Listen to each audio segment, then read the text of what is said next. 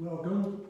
On behalf of the session of Scots, Kirk, and Pastor Jim Mitchell, I'd like to welcome you to this week's worship service, virtual, at Scots, Kirk Presbyterian Church.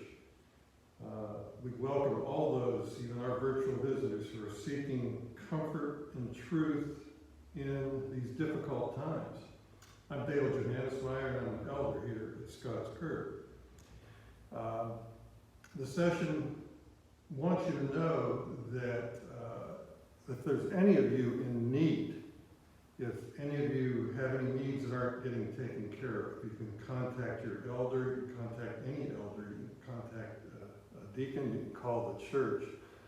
Don't let any of your needs go unfilled. We do want to serve you, because in serving you, we glorify God. We do ask that you read the announcements that are sent to you in the newsletter by email. If you are not receiving this newsletter, please call the church, contact Corinne, and she will make sure you do get that. Read those announcements, please. We do have something additional in our virtual worship service today. We are going to have a children's sermon by Elder Joel Reed. It's a normal part of our corporate worship service, but we haven't been doing it virtually. It will happen, I believe, right before the scripture reading. And so at that time, I can visualize everybody out there now. I'm looking at a fairly empty sanctuary except for our production crew, but I can visualize everybody out there now watching this video, and your children may not be with you. So if they're not, it's just right before the scripture reading. When we have our children's sermon, I'll introduce Joel. Just pause the video and go get your kids, and we can have our children's sermon. Also, the sermon outline and our order of worship are on the website right there with the video. I truly suggest that you print these out so you can follow the worship service, do our profession of faith, and those kinds of things that'll make it more meaningful, I think, for everybody. In preparation for this worship service, I suggest that we clear our minds, all the clutter of what's going on. Open our hearts. Take this time to meditate for a few moments to prepare our minds and hearts for this worship service.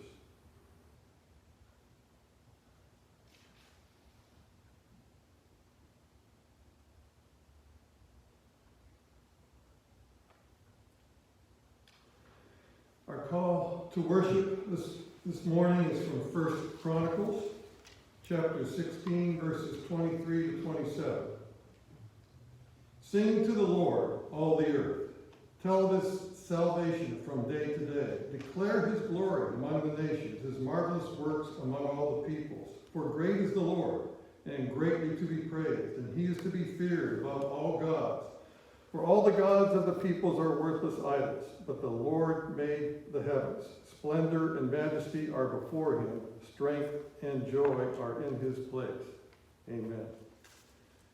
Our hymn this morning, Speak, O Lord, performed by Joyce Careppa and Brenda Bush.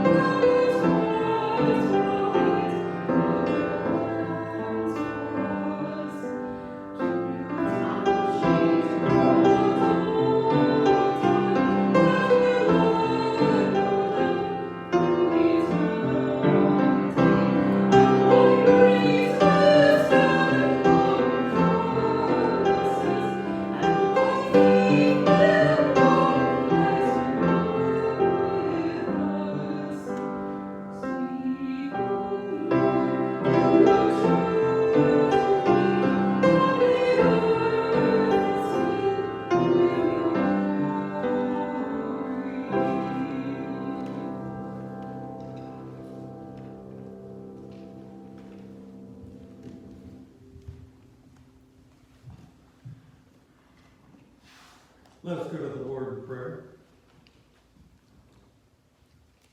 Heavenly Father, you are the God that hears our prayers. Today, as we worship you virtually, we seek and embrace your presence. We ask that you shine your light upon us. Through your light, may we illuminate the lives of those around us.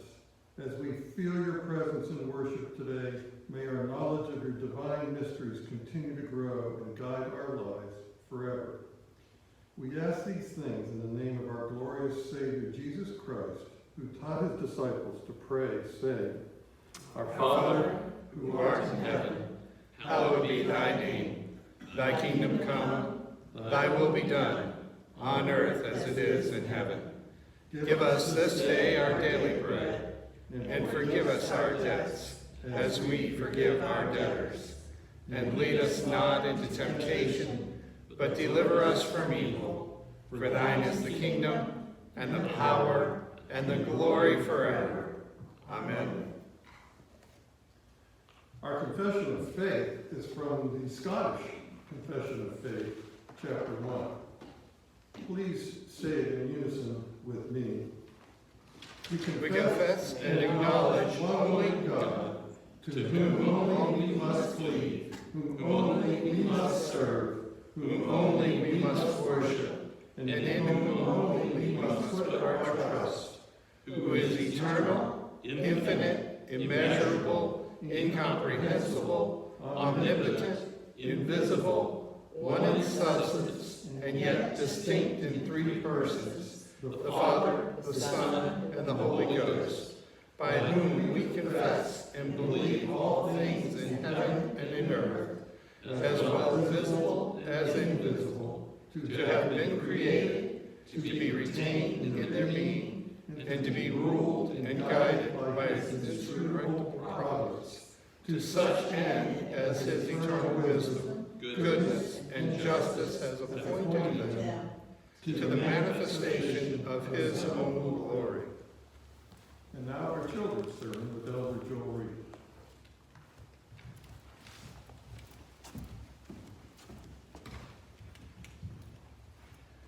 Well, good morning, good evening, or good afternoon. I know when I was growing up, one thing we enjoyed doing with my mom was to make cookies.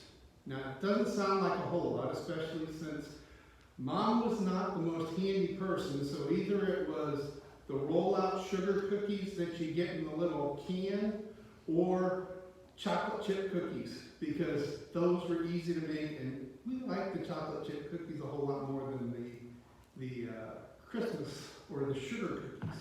And what happened was that we would all pull out the cookie cutters, and that was always fun because you could make all different shapes and sizes. But the one thing that was consistent is that if you had that dough the right height, you could cut out everything and it would all bake pretty much uniformly. Now, there are those that say God is kind of like that he cut out humans. You know, everybody's the same. But you know what? If you look at each other, look at the gifts that God has given to us. He so loved us that he made each one different and individual. And in Psalm 139, verse 14, it says, I praise you because I am fearfully and wonderfully made.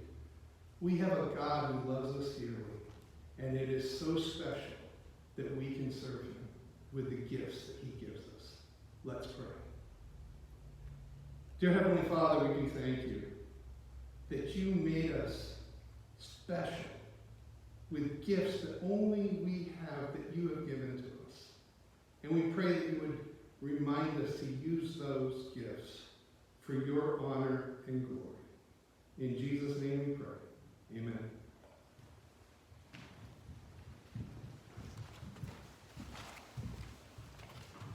Thank you, Joel. Our scripture reading this morning is from the New Testament, the book of Romans, chapter 8, verses 18 to 30. It's such a book rich with good news. It's from the Apostle Paul, and it describes the certainty of the future glory that all of us have in Christ in store for us. It is the hope we can all cling to in difficult times. Hear the word of God. For I consider that the sufferings of this present time are not worth comparing with the glory that is to be revealed to us. For the creation waits with eager longing for the revealing of the sons of God. For the creation was subject to futility, not willingly, but because of him who subjected it, in hope that the creation itself will be set free from its bondage to corruption and obtain the freedom of the glory of the children of God. For we know that the whole creation has been groaning together in the pains of childbirth until now. And not only the creation, but we ourselves, who have the first fruits of the Spirit, groan inwardly as we wait eagerly for adoption as sons, the redemption of our bodies. For in this hope we were saved. Now hope that is seen is not hope. For who hopes for what he sees? But if we hope for what we do not see, we wait for it with patience. Likewise, the Spirit helps us in our weaknesses, for we do not know what to pray for as we ought, but the Spirit himself intercedes for us with groanings too deep for words. And he who searches hearts knows what is the mind of the Spirit, because the Spirit intercedes for the saints according to the will of God. And we know that for those who love God, all things work together for good, for those who are called according to his purpose.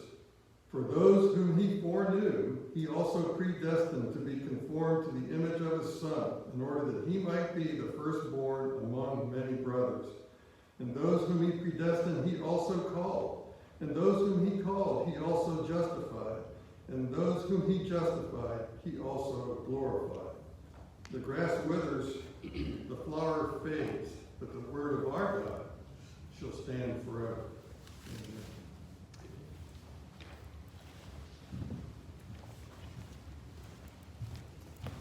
Amen. And now let us turn to our Lord together in prayer.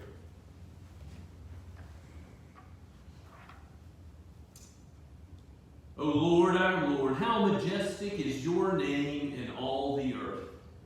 We come today into your presence by your grace, as you are the Creator who has formed us in your own image, and that you have redeemed us in the Lord Jesus Christ by grace.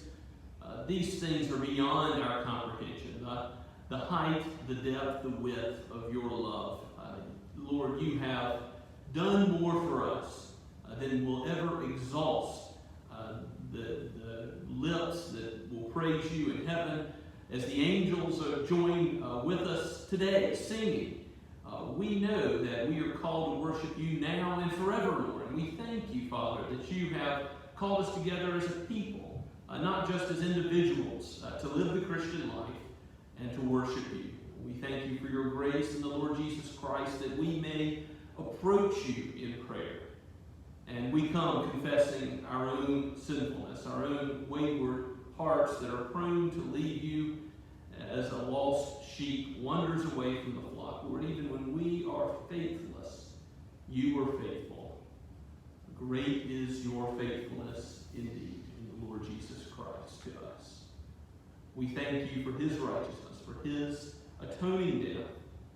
O Lord, cast our eyes upon him, the author and finisher of our faith, that we would rest in him, that we would not look to any idol of this world which will fail, but instead would look to you, the King of Kings and Lord of Lords, and so take comfort in your sovereign reign over this world. Lord, we continue to pray for those in places of authority, for leaders and their advisors, for healthcare workers, and all those under more threat from the virus being exposed in their work. Father, we pray for a world in which we will not have this threat any longer. We ask that it would come soon.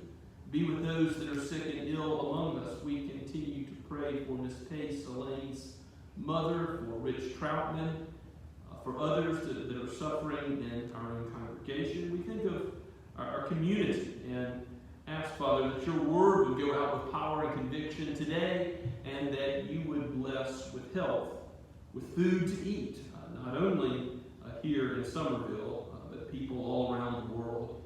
We recognize that as supply chains are threatened, that the threat of a famine, the threat of economic hardship, especially for poorer countries, is very real.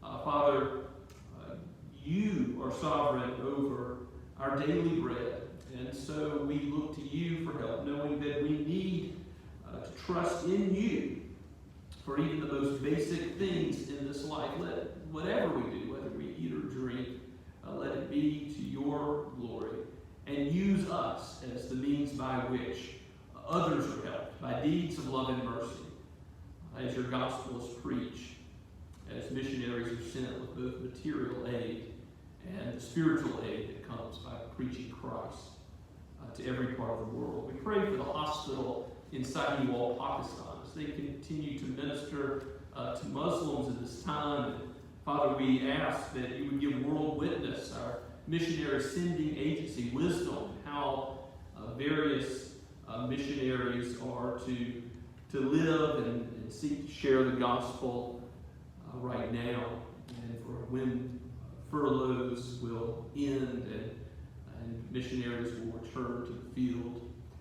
Father, we pray that you would bless our youth, those who are in our own congregation and those who are visiting. Bless our children. And we think about the Good News Club and those children that are unable to be with us now. We pray that you would still be working, planting the seed, watering it, and bringing about full harvest in your timing with these young souls. And that you would use us again soon, very soon, in ministering to them. Father, we lift these things before you, thankful for your word, that you do reveal truth about yourself, about your attributes, your perfections, that you do tell us the way of salvation and how we ought to live in it. Give us the light of your word, and as we study it, open it to our minds so that we receive it. As we study it as individuals, as families, as we study it in virtual Bible studies, help us, Lord, to hide it in our heart, to be ready to thwart the attacks of the evil one. Lord, equip us with your full armor so that we might be prepared for our enemy, the evil one, who is no match for the one that dwells within us, your Holy Spirit. And give us that sword of the Spirit so that we would be ready to not only pray that your kingdom would come, but also be used as the means by which, in some small way, your kingdom comes on this earth as we use your word in our own lives and the lives of those with whom you put us into contact to further your kingdom and to diminish Satan's, that he would be crushed underfoot, under the feet of Christ. We long for the day when all will be made new, and we will behold him in all of his glory. Help us now as pilgrims journeying to a better land. Aid us as we have many fears, many anxieties, and yet you are the God of all comfort. You have told us to cast our burdens upon you, for you care for us. O Lord, bless your people with your presence. Bless your people with your word. Bless this nation with revival. Lead us again by the great shepherd of the sheep, the Lord Jesus Christ. And as we turn to him, heal our land. Father, we pray that you would be pleased to be present with us by the Spirit, even as we are far apart. Join us together in common kingdom cause. For we pray in the great name of the King of the kingdom, the Lord Jesus himself. Amen.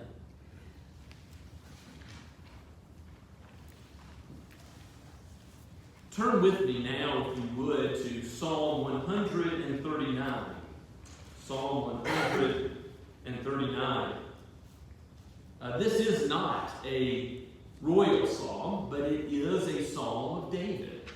It is a psalm of the King of Israel. We don't see many psalms that are ascribed to David explicitly in the Psalter past Psalm 109, until you get to this particular psalm.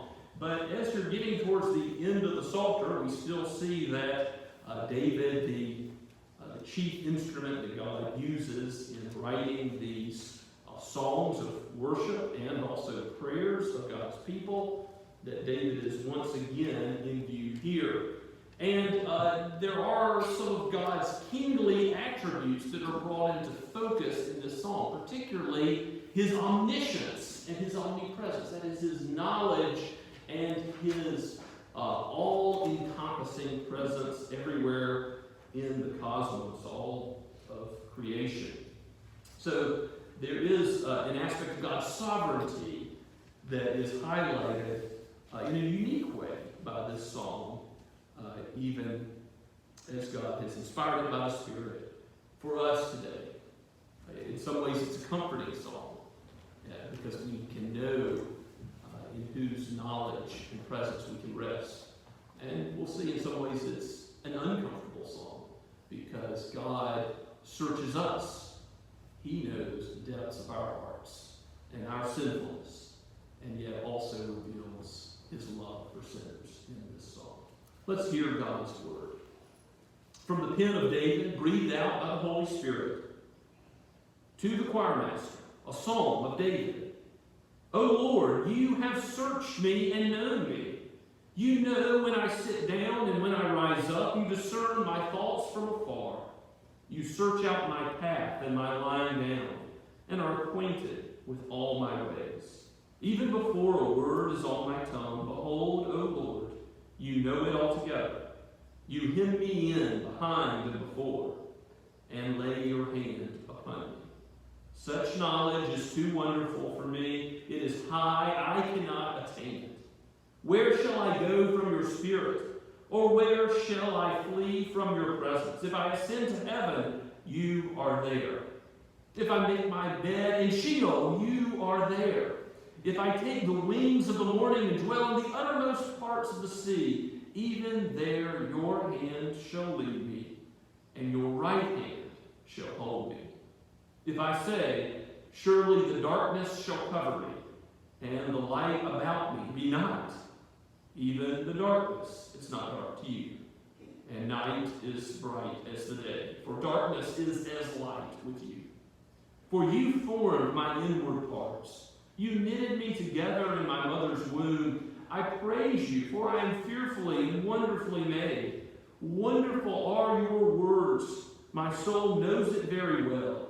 My frame was not hidden from you when I was being made in secret, intricately woven in the depths of the earth. Your eyes saw my unformed substance. In your book were written, every one of them, the days that were formed for me, when as yet there were none of them. How precious to me are your thoughts, O God. How vast is the sum of them. If I would count them, they are more than the sand. I awake and I am still with you. Oh, that you would slay the wicked, O God. O men of blood, depart from me. They speak against you with malicious intent. Your enemies take your name in vain. Do I not hate those that hate you, O Lord? And do I not loathe those who rise up against you? I hate them with complete hatred. I count them my enemies. Search me, O God, and know my heart. Try me and know my thoughts, and see if there be any grievous way in me, and lead me in the way everlasting. Let us pray. O Holy Spirit, search us and know us today. If we are in Christ, build us up in the truth. If we have not yet trusted in the Holy One of Israel, the Messiah, draw us to him, so that by your grace you would receive all of the glory. We pray that our lives would be dedicated to your praise, to proclaiming your majesty, the wonders of your perfections. O Lord, indeed, how precious are your thoughts to us. For your thoughts are all encompassing. Your presence with us now, we humbly request. In the name of Christ. Amen. How is it that God can make a promise and then know that it will be kept? Why is it, to put it another way, that God has no fear or anxiety about the future? How is it that God can proclaim what will occur in the last day when Christ comes again? It is because God knows everything perfectly. And part of that perfection of God's knowledge that we see highlighted in this psalm is also highlighted by his presence in time and space. In all that he has made, he is there. There is no escaping from his presence, and nothing can be hidden from him. So nothing is hidden from his knowledge, from his mind. And we are called in this Psalm of David to trust not in our own mind, but to trust in God's mind. Trust in the one who gives us true knowledge indeed. He has revealed himself to us. That's what the scriptures do. They tell us about God, and yet they can never tell us everything about God, and so that we would know it in the way that he himself knows it. We have true knowledge, but we will never have the eternal, perfect knowledge of God. See what I mean as we go through the first 6 verses together, where David praises God for his complete knowledge of his own life. He says, "O Lord, you have searched me and known me." There is no secret thought, no second of any day that we have lived. Even from that first moment we were being knit together in the womb, David says. That too is, verse 13, part of God's knowledge of our human life. "O Lord, you have searched me and known me. You know when I sit down and when I rise up, you discern my thoughts from afar." And so we see that the Lord is not only concerned with our outward actions, but also our heart's desires, the thoughts of our mind, the words of our tongue. Indeed, Jesus points us to this important aspect of the Christian life, as the Pharisees were only interested in the outside action, only what other men can see. No, God does not look only on the outward man, but on the heart. So the Lord has searched and known the paths of David, when he rises up, when he sits down, his thoughts. And in verse 3, "You search out my path and my lying down, and are acquainted with all my ways. Even before a word is on my tongue, behold, O Lord, you know it altogether. You hem me in behind and before." In other words, God is there before and after his actions, before and after his thoughts, before and after everything about his life. Such knowledge is too wonderful for me, too high. I cannot attain it. And here David is confessing the incomprehensible nature of God's knowledge. His ways are higher than our ways. His knowledge is eternal. He doesn't acquire knowledge in steps. We go through a process of logical deduction. We can read the scriptures. We can understand from nature. It's amazing, really, what our human mind can do because of the way we're created in God's image. But God doesn't have that process of one moment to the next. He, from all eternity, before time and space ever were, simply knows. And that's what it means that God's knowledge is simple. All of the cosmos is instantly known to God, and all of its connections and all of its depth in a way that we can never know. You take even someone who has a PhD or a life's work in some field. Of course, the more you know, the more you realize typically, if you're humble, that there's much more you do not yet know. But God is the master of all. He's not just dabbling in all fields. He knows all that he has made. He spoke and it became to be. In Genesis, we see that he created all things very good because he is very good. And so, isn't it comforting to know that our good King, our good sovereign God, knows this world inside and out? And so he does know the end from the beginning. He does set up kings and take them down. He does give knowledge to his people, but never knowledge as he himself most perfectly has it in his own mind. Such knowledge is too wonderful for me. I cannot attain it. David confesses this attribute of God. And when we think about this attribute of God's knowledge, it ought to cause us to fall on our faces and worship him, to praise him. I had a seminary professor who always said, if you want revival in your churches, preach the attributes of God. And really, anytime you study the scriptures, you ought to be asking that question, what does this passage teach me about God himself? Because we can learn about God and who he is in any of the passages of the Bible. They all teach us something about him. And here, clearly, we're to be brought to praise and worship for the knowledge of God that is revealed to us. It is perfect. God does know all things. And we'll see more about the knowledge of God in a moment. But verses 7 through 12 really put the focus on God's omnipresence, his presence everywhere in the cosmos, which again is related to his knowledge. It's related to his sovereignty as king, that he is everywhere present and also knows all that he has made. But look at verse 7. He says, where shall I go from your spirit? Or where shall I flee from your presence? Can anyone run from God? Well, we know what Adam did in the garden, hid behind the bush. And God, in his graciousness, plays along and says, where are you? God knows where they are. And yet God it shows them that he, in his presence, is seeking to bless. He's not seeking to judge, but even in that first sin of our first forefathers, he is coming to strike down the seed of the serpent, the seed of the woman, even gracious to our first father when he was an enemy of God.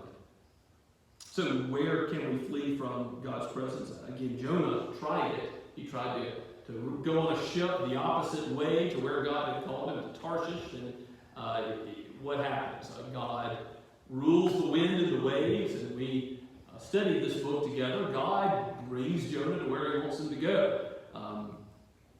Were all of Jonah's ways acquainted? Was God acquainted with them? Did God know him inside and out? Yes!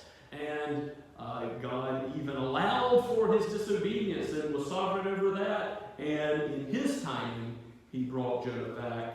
But he was never absent. He never escaped the presence of God. Look at verse 8. It says, if I ascend to heaven, you are there. You go to the furthest galaxy, the furthest reaches of the universe. God is present there because he created it all. And there is no molecule outside of his view. If I make my bed in Sheol, this is perhaps even more shocking to the Hebrew mind, the place of the dead, the place where no tongue praises the Lord, the grave. If I go to Sheol, you are there. If I take the wings of the morning and dwell in the uttermost parts of the sea, you can go to Challenger Deep in the Mariana Trench, and at the very bottom, you are still in the presence of God. Wherever David goes, there he arrives at the presence of God. And you notice at the end of in verse 10, there's also an aspect of God being present to bless here. Not just knowing what happens anywhere in creation, but even there in the bottom of the sea, your hand shall lead me, and your right hand shall hold me. Here we're reminded of Psalm 23 and how God leads us in paths of righteousness for his name's sake. Or you might turn to Isaiah chapter 41, verse 10. Hear what the prophet Isaiah says. Fear not, for I am with you. Be not dismayed, for I am your God. I will strengthen you. I will help you. I will uphold you by my righteous right hand. And God's promise to his people remains true, that if you know him through Christ, who is the way to the Father, if you are connected by faith to God, then you are upheld by his sovereign power, his right hand, and he will not let you go. Nothing will undo the love that God has in Christ for you. And so we are given comfort by God's presence. And God's presence to bless is known elsewhere in Israel, in the temple, in the cloud, and the pillar of fire at night, and the glory cloud that guided Israel by day. In other ways, he's specially present in the history of Israel to bless. But as we come together in worship, has not God promised to bless the means of grace? His word being preached. To be present. To be present, yes, in the sacrament. To be present through the means he has ordained to build up his people in the truth. If you are studying God's word and you are crying out to the Holy Spirit for aid, God has promised that his word will not return void, that he will accomplish the purpose that he has sent it out to do. God is present to bless his people. If he has begun a work in you, he will complete it. He will continue to work in your life. And David knew that. So David knew that God is building him up in the truth. even as he meditates on God's attributes, his knowledge, his omnipresence. And look at verses 11 and 12. Darkness might cover me, but it's like light. Even the darkness is not dark to you. The night is as bright as the day. Spurgeon says, people are foolish to prefer the night and darkness for their evil deeds. Why? Because it's so impossible is it for anything to be hidden from the Lord. They might as well transgress in the daylight. In other words, people see God. People think God does not see, God does not understand. But God knows all things and what's done in secret. You even think about Cain when he murdered Abel. That was the perfect crime. In Genesis chapter 4, you've got one brother killing another, no witnesses whatsoever on the face of the earth. But God saw. And God brought into judgment. When Jesus is on the cross, he continued entrusting himself to him who judges justly. Peter says in 1 Peter chapter 2. And that entrusting of Jesus to the righteousness and justice of God ultimately means that all sins will be accounted for in God's kingdom. Either they will be paid for on the cross for those who have faith in Christ, or they will be paid for in the souls of those who do not repent. All wickedness will be judged. And so the darkness of night is no cover.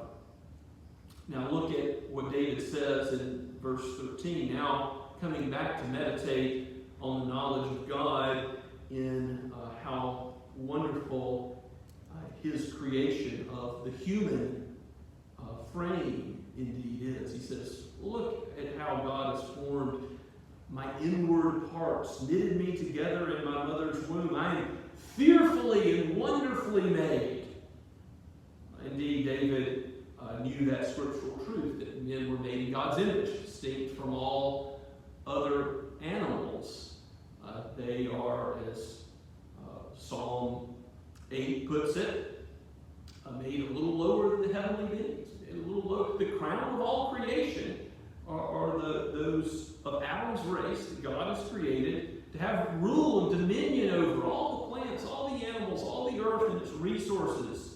And you see that explained in Genesis chapter 1, verses 26 and 31, as God gives the mandate for dominion over all the earth to human beings. So his grace is shown simply how he created us.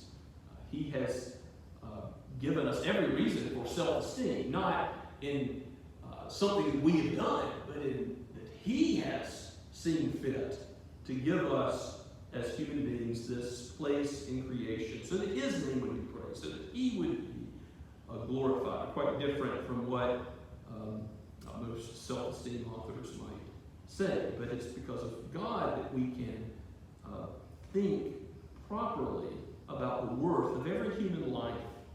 Wonderful are your works, he says in verse 14. My soul knows it very well. My frame was not hidden from you when I was made in secret, intimately woven in the depths of the earth. And of course, it's a poetic expression. But we see in verse 16, when God's eyes saw David's unformed substance. He didn't have to look like a human being. He was just a clump of cells in his mother's womb.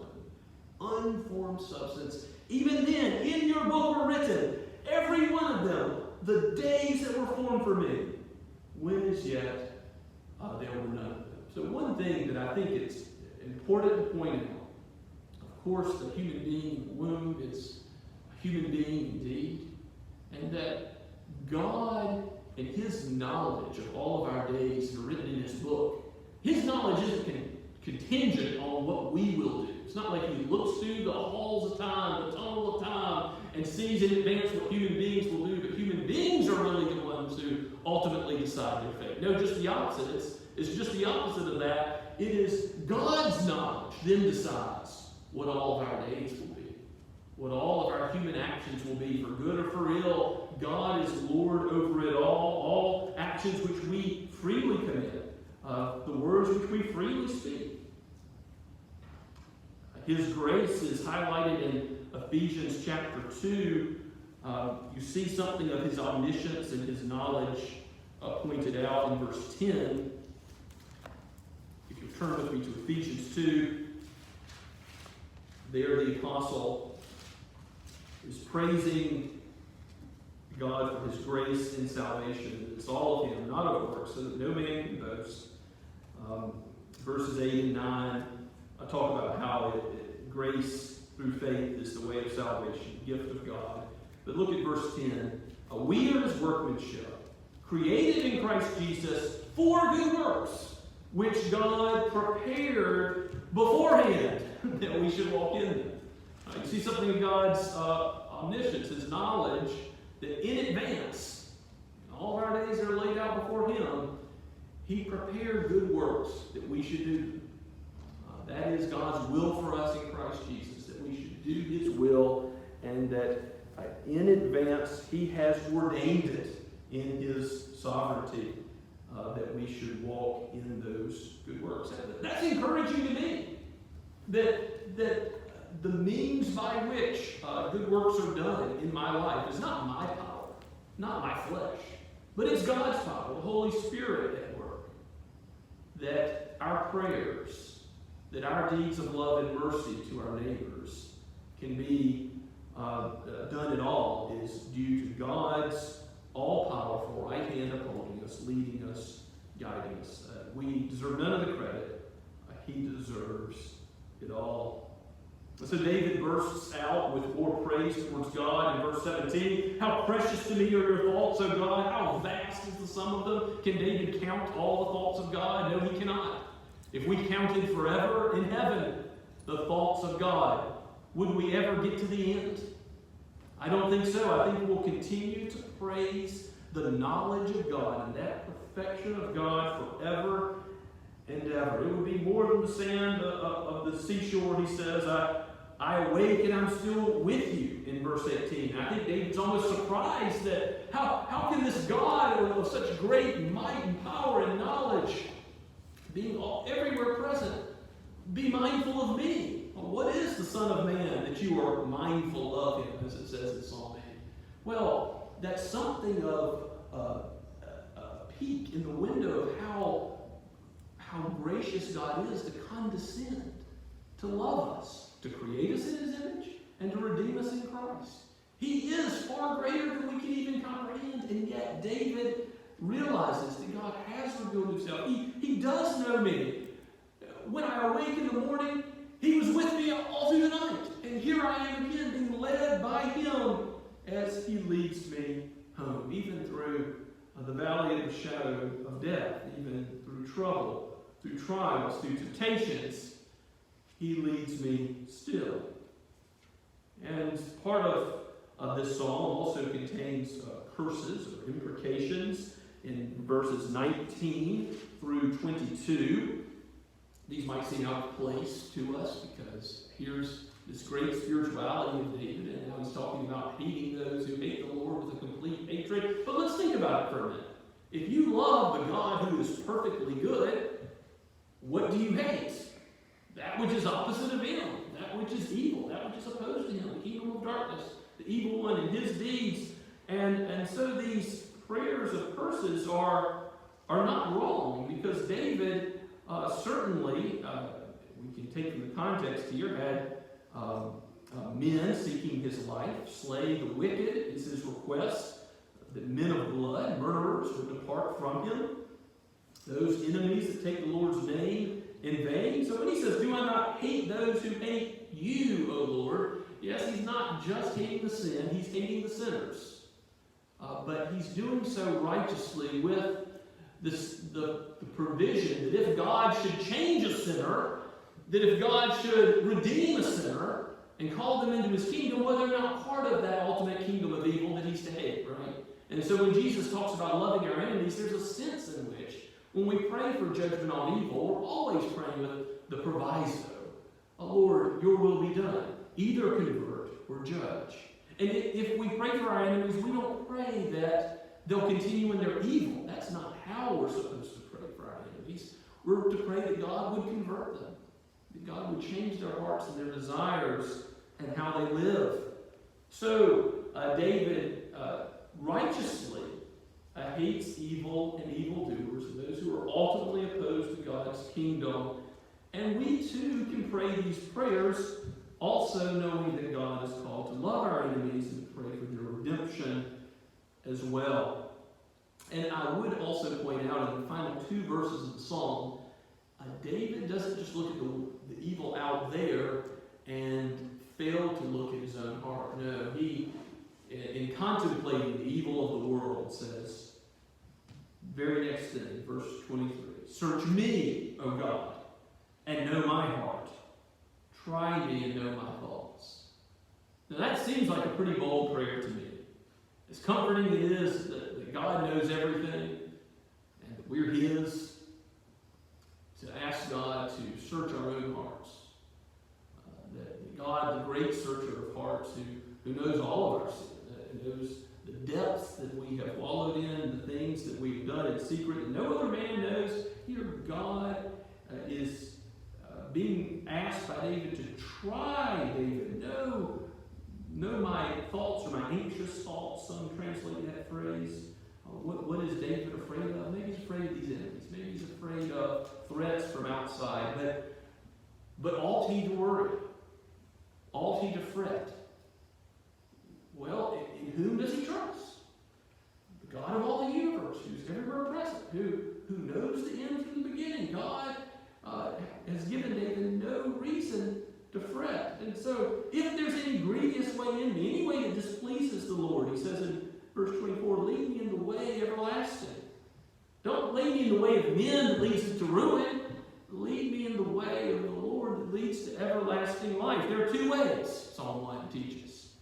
The way of the wicked, the way of the righteous. He said, lead me in the way of the righteous. Cast those burdens upon Him, for He cares for you. Some application from the Psalm. Certainly, human worth, human value comes through the fact that we're fearfully and wonderfully made. That's the ground of human value. And humanists, some secularists, materialists have tried to ground human worth in something else, but ultimately it doesn't work because this world is just matter in motion. If there is no God, no creator who has bestowed on human beings His own very image, He's made us a moral people, a people with a soul that will never die. And that's why it's so grievous to murder, to hate, to deface the image of God in man. Christianity alone provides a reason that man should be distinct from the animals, or the rest of the material world, for that matter, from plant life, from ours. God, as the searcher of hearts, knows all that we are, but still loves us. I think that's one application that we can't miss in this song. That God didn't still love David because he was such a great man. David was a great man because he was a great repenter of sin. He wrote Psalm 32, leading others towards repentance because he himself had a lot to repent for. And he didn't confess that sin for a time, and his bones wasted away. It wasn't good. Psalm 51, he wrote that one too. He says that against you and you only have I sinned. Yes, he had sinned against Bathsheba, against her husband, but he ultimately sinned against God himself, because God, his greatness and perfection, his attributes, is the one ultimately that we've offended, and all others pale in comparison to what we've done against him. So God knows the worst sins in our life and still upholds us by his right hand, and still is our guide and friend in Christ. And that ought to encourage us to be confident and bold when we pray to him, knowing that we are forgiven, knowing that we are children of God, knowing that, as Romans 5:8 says, that even while we were still sinners, he loved us. His work of sanctification isn't complete yet. His justification is done in Christ. We're his. And we can confess our sin. Husbands and wives can confess sin to one another. Why? Because we know that we're forgiven in Christ, that sin is paid for, and so it's okay to confess that we've done something wrong. because we know that forgiveness in Jesus is real. And he didn't come to forgive us of nothing, but for actual sins we've actually committed. Maybe against brethren in the church. Maybe, I mentioned husbands and wives, maybe even our children. It could be hard, can't it, for a parent to confess to one of their own children, I've sinned against you. And yet there's been times I've had to do that myself. I know that we all ought to be ready to ask for forgiveness in whatever relationship we ought, where we've offended another human being and sinned against them. And God certainly knows these things already. If you try to sweep it under the rug, you're not going to hide it from Him. The searcher of hearts already knows you inside out. So you're accomplishing nothing if you go the way of the Pharisee and put on an act before men. So put away all hypocrisy and knowing that nothing will fool God. Eventually all will be laid bare before Him. And that ought to encourage you. If you haven't yet, run to Christ for forgiveness, for inclusion amongst the kingdom of His beloved Son. To know that lack of fear that comes to resting in Him. Go now. Because if you don't, the searcher of hearts will expose you. Your sin will find you out. And if you already know Christ, if you're already a Christian, if you're already in Him, don't think I should dabble with sin, that somehow secret sin is okay as long as I've got my life clean on the outside. No. Christian, God knows you, and He is at work sanctifying you. Put on the whole armor of God. Fight the evil one. Fight sin. No quarter should you show to any evil within. Ask God to search your heart, to know you, and to change you, to make you more and more like Christ, your Savior. Let's pray together. Father, we thank you for this psalm. Indeed, it calls us to worship you, to pray to you. It exposes how weak we are, how great you are. Oh Lord, search us and know us. We pray that, asking sincerely, that you would make us more like the Savior, that you would draw those that have not yet trusted in you to yourself.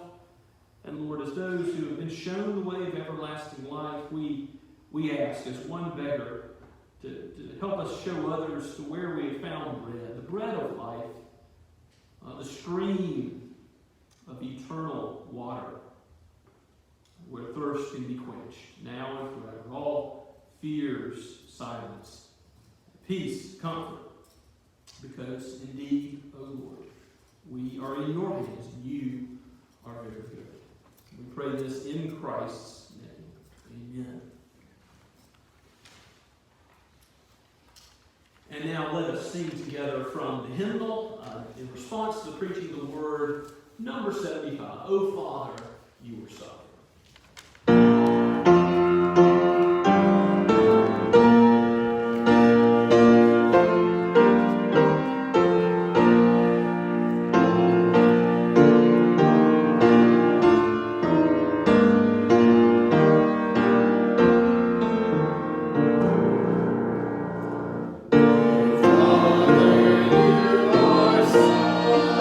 Sovereign in all the world you made.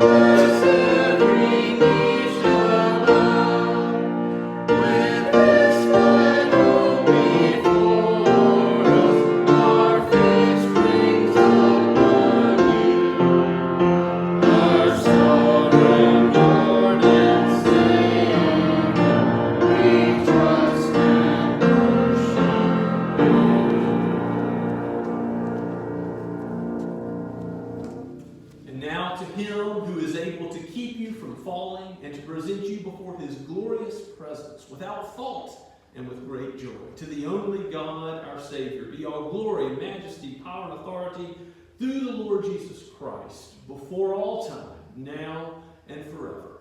Amen and amen.